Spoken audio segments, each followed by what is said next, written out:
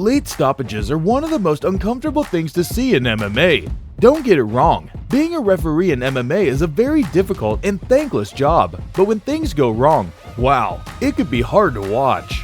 Number 5. Valentina Shevchenko vs Priscilla Casuaera, UFC Fight Night 125.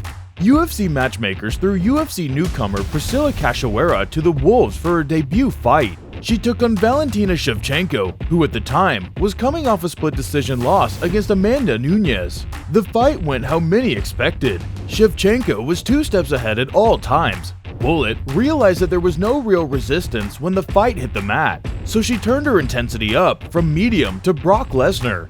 Most of the first round took place in the guard of Zombie Girl, which was a befitting nickname for the fight because she was eating hands and elbows. You know, like a zombie? Get it?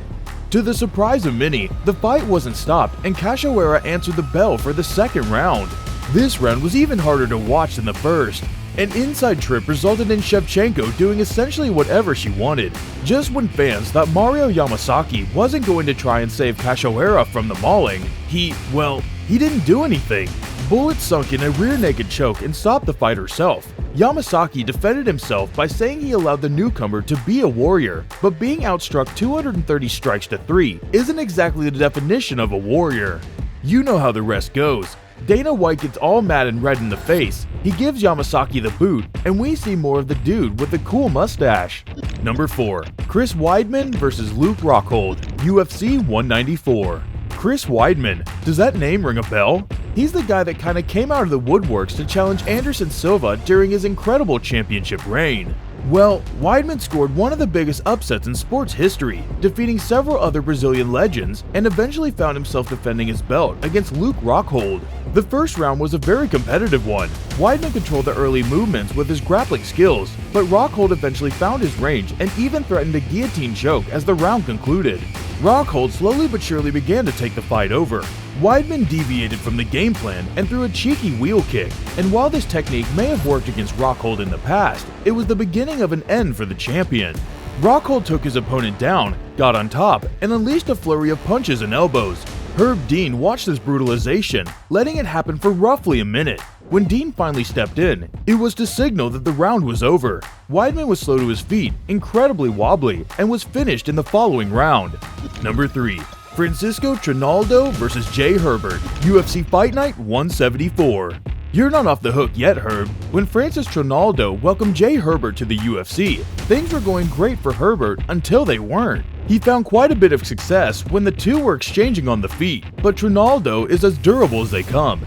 As the fight was ending, Trinaldo threw everything he had in an overhand strike that caught Herbert flush.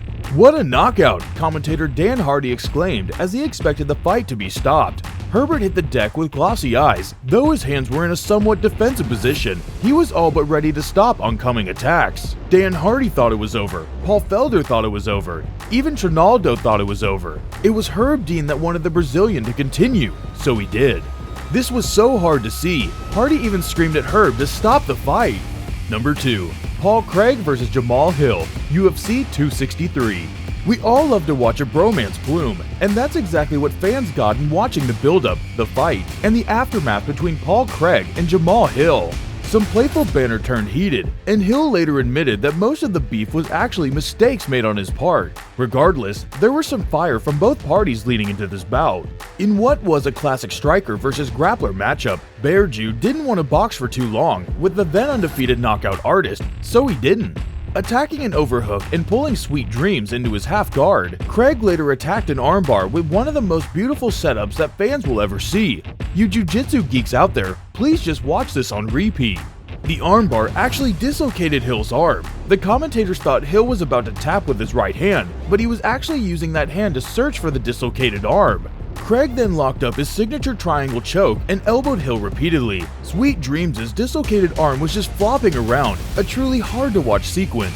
This fight could have been stopped about 6 elbows earlier. Number 1. Jorge Masvidal vs Donald Cerrone, UFC on Fox 23. Did Jorge Masvidal go 2-0 against Cowboy in one night? Already ready to upset fighters in their own backyard, Gamebred took to Cerrone's native Denver, Colorado in what many expected to be a kickboxer's delight. Instead, fans saw a rather one-sided bout. Masvidal was too fast, too sharp, and too smooth for his opponent. The 10-second notification sounded, and Masvidal found a home for his right hand, flooring the hometown fighter. It was a race against the clock. Masvidal followed up with some ground and pound, and Herb Dean stepped in between the two. What added a lot of confusion is that Dean even waved his hand as if the fight was over, but he told the athletes that it was simply the end of the round. Both fighters went to their corners and came back for the second stanza. Masvidal landed another right hand and dropped Cerrone yet again. He then teed off on his opponent, prompting an official stoppage. Thanks for watching Sportskeeda MMA.